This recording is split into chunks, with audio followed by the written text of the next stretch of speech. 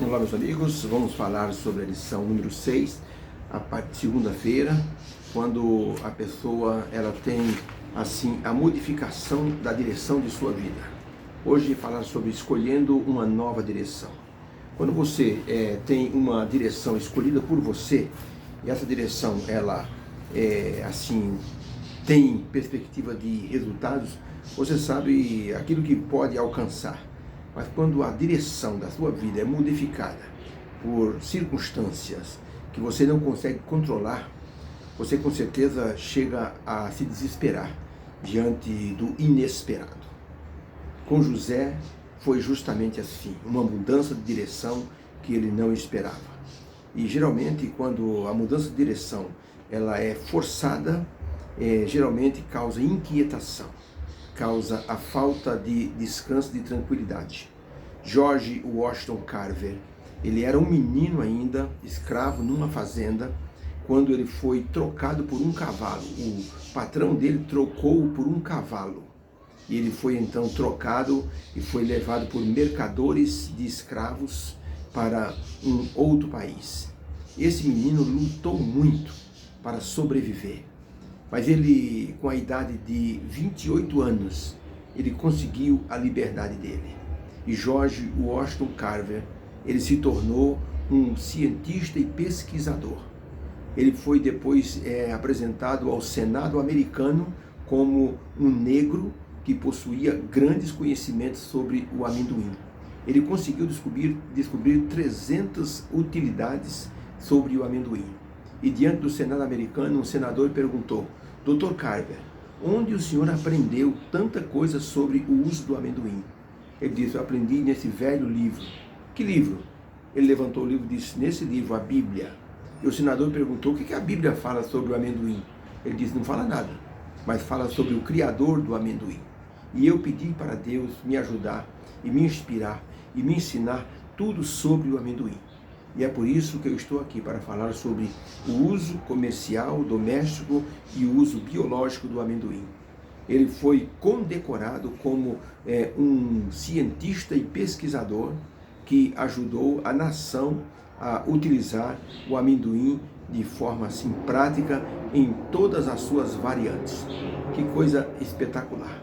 Um homem que teve uma direção mudada, forçada, se viu separado de sua família, mas que se apegou com Deus, e esta foi a grande diferença.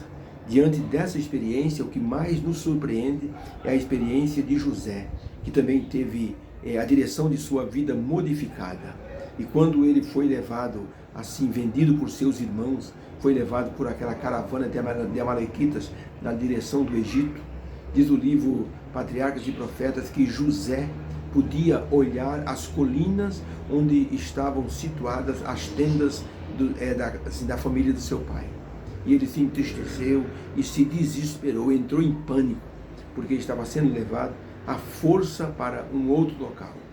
José, que era um rapaz querido pelo pai, ele se viu agora sendo levado como escravo para uma terra estranha, num lugar onde ele não conhecia ninguém, ele não podia recorrer para ninguém. Hoje, no nosso tempo, as pessoas têm internet, têm redes sociais, têm telefone, conseguem se comunicar. Com o mínimo de orientação, a pessoa consegue se comunicar com os familiares. Quantas pessoas desaparecidas são encontradas? Porque as pessoas veem e descobrem e relatam para os familiares o paradeiro de muitas pessoas desaparecidas. José estava num tempo em que ele não tinha nem correio para se comunicar. E José então foi levado, teve a direção de sua vida modificada, vendido como escravo, desprezado e sem ter ninguém para recorrer. José, de início, ele entrou em pânico, como nós já dissemos, mas ele se lembrou das histórias contadas por seu pai.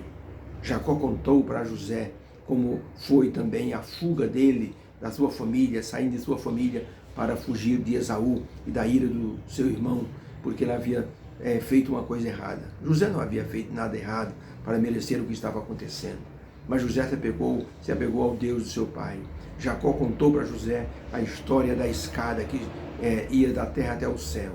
Ele contou da luta que teve com o anjo e como Deus o aprovou. E José se apegou na fé do Deus do seu pai. E foi isso que manteve José vivo, a esperança de que Deus um dia faria o melhor por ele. A pergunta número 3 da lição diz o seguinte: como a Bíblia enfatiza o compromisso pessoal que podemos ter com Deus? Porque José, quando se viu sem ninguém, com a sua vida modificada, a direção da sua vida modificada, ele se apegou com Deus de Jacó. E ele assumiu um compromisso com Deus. Por isso que a pergunta é: como a Bíblia enfatiza o compromisso pessoal que nós temos com Deus? Temos aqui algumas passagens bíblicas. Deuteronômio 4:29 diz assim: então dali buscarás ao Senhor teu Deus e o acharás, quando o buscares de todo o teu coração e de toda a tua alma. Moisés dizendo ao povo que se eles buscassem a Deus, achariam Deus. Isaías 24, verso 15: por isso glorificai ao Senhor no Oriente e nas ilhas do mar, e ao nome do Senhor Deus de Israel vocês deem louvor. 1 Crônicas 16, verso 11: buscai ao Senhor e a sua força, buscai a sua face continuamente. Ainda falando sobre o compromisso pessoal com Deus, Salmo 14, verso 2 diz assim: o Senhor olhou desde os céus para os filhos dos homens, para ver se havia algum que tivesse entendimento e buscasse a Deus. Provérbios 8, verso 10. Salomão escreveu: aceitai a minha correção e não a prata, e o conhecimento mais do que o ouro fino escolhido. Isaías 55, verso 6, confirma o compromisso pessoal que devemos ter com Deus. Buscai ao Senhor enquanto se pode achar, invocai-o enquanto Ele está perto. E esse compromisso com Deus tem sempre uma resposta positiva para aquele que busca. Foi o que aconteceu com José.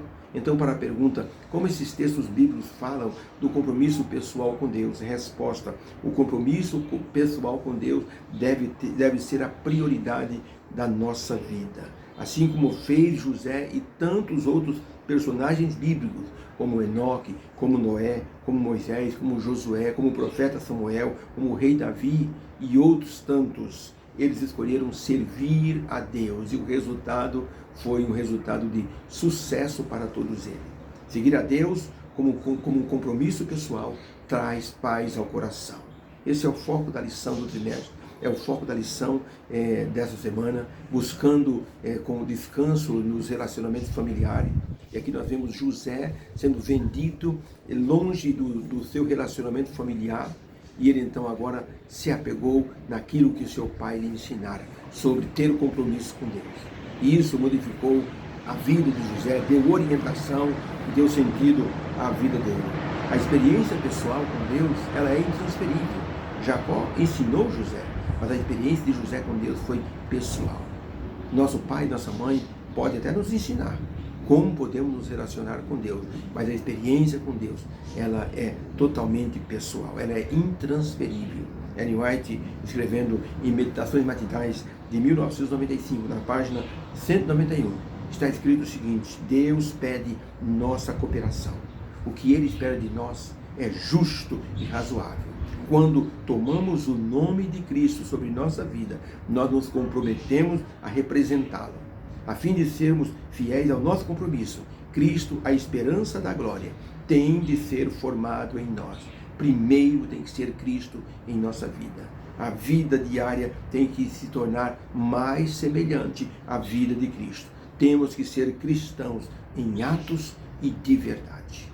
Um homem que ia subindo no ônibus perdeu um sapato. E o ônibus arrancou e o sapato dele ficou na calçada. Sabe o que ele fez? Ele era um cristão. Ele olhou para o pé dele e disse: não dá tempo de pegar o outro sapato. E se alguém achar um sapato só, não vai adiantar. Ele pegou, arrancou o outro sapato, abriu a janela e jogou na calçada. Uma pessoa olhou e disse: por que você jogou outro sapato? Ele disse: porque se a pessoa achar só um par de sapatos, só um pé, não vai adiantar nada. Mas se ele achar os dois pés, ele então vai com certeza ser beneficiado. Eu conheci um pastor que comprava todo ano um sapato especial para ele. Um sapato novo, de cromo alemão. E ele um dia foi fazer uma visita para um irmão que não ia na igreja há mais de 3 meses. E sabe o que o irmão disse? Pastor, eu não estou indo porque eu não tenho sapatos para ir na igreja. O pastor disse: qual é o número do seu sapato? Ele disse: 39. O pastor disse: que coincidência, o meu sapato também é 39. Era do mês de fevereiro. O sapato do pastor tinha só 2 meses de uso. Sabe o que o pastor fez? Arrancou o par de sapato. Disse: meu irmão, sábado que vem o senhor vai na igreja com esse sapato. Mas pastor, o senhor vai ficar descalço? Ele disse: calma, eu estou de carro, não tem problema. Eu vou para casa depois dessa visita, mas o senhor, sábado, estará na igreja com um sapato novo. Aquele homem abraçou o pastor e disse: pastor, que coisa, pastor, eu nunca esperava isso do senhor. O pastor disse: meu irmão, a gente tem que ser semelhante a Cristo. É o nosso compromisso com Deus. A gente tem que pensar nisso. Eu li uma meditação dessa semana de um homem que estava embalando coisas para mandar para a África. E ele ficou ali embalando, e quando terminou tudo, ele disse: pronto, está pronto. Daqui a pouco o caminhão chegou e levou aquelas caixas todas para uma missão adventista na África. E então, quando aquele homem viu o caminhão saindo, ele pensou: cadê meu óculos? Procurou o óculos, disse: não acredito, não acredito. Meu óculos caiu dentro de uma das caixas. Eu lembro agora. Na hora que eu me abaixei, o óculos caiu e eu, na pressa de fechar as caixas, mandei o óculos junto com aquelas caixas para a África. Ele disse: e agora, hein? Não vou conseguir fazer outro óculos. Meu Deus do céu, não acredito. Ele ajoelhou e disse: Senhor, me ajude, Senhor. Eu preciso do óculos. Mas ele teve que, assim, esperar um pouco, juntar um pouco de dinheiro para fazer um novo óculos.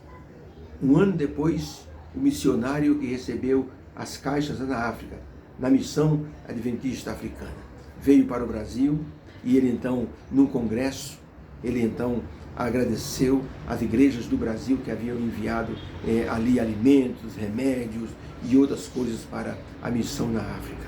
E ele disse: tem uma coisa que eu quero relatar aqui para os irmãos. Quando as caixas chegaram, eu abri as caixas, eu estava com um problema. A nossa missão tinha sido bombardeada porque havia muita guerra na cidade onde eu estava, e a missão foi bombardeada, e a cidade também. E uma das coisas que se estragou no bombardeio foram os meus óculos. Eu não sabia o que fazer. Não existia nenhuma ótica na cidade que eu pudesse fazer um óculos novo. Eu tinha que passar primeiro no oftalmologista, conferir o grau, para depois fazer um óculos. E isso era impossível, não havia clínica, tudo bombardeado. Mas quando eu abri as caixas, Deus me deu resposta à minha oração. Estava ali um óculos dentro de uma das caixas. E quando eu coloquei na vista, eu fiquei impressionado. Era o meu grau do olho direito e do olho esquerdo. Eu fiquei grandemente impressionado. E eu quero agradecer a Deus aqui pessoalmente, a pessoa que deixou esse óculos dentro da caixa. Me atendeu perfeitamente. Olha, aquele irmão estava sentado, disse: louvado seja Deus. E está vendo? Eu não sabia que ao perder meu óculos, Deus estava respondendo a oração de um missionário lá na África. Isso é ter compromisso com Deus. A gente assume que o que acontece conosco é obra da mão divina para beneficiar outras pessoas. Que Deus abençoe você. Que se você tiver hoje a sua vida sendo mudada de direção por algum motivo, você ore a Deus, porque com certeza tem benefício tanto para você como para alguém em algum momento, em algum lugar. Vamos orar. Obrigado, Senhor, pela lição de hoje, que mostra que a direção da nossa vida pode ser assim colocada em ordem através de tuas santas mãos. Nós confiamos no teu poder, é o nosso compromisso contigo, Senhor. Então nos abençoa a aceitarmos a tua vontade e sermos úteis à sua causa e à salvação de outras pessoas. Pedimos em nome de Jesus. Amém. Fica com Deus. Que a sua segunda-feira seja abençoada e que essa semana Deus traga muitas bênçãos para você e para a sua família. Fica com Deus.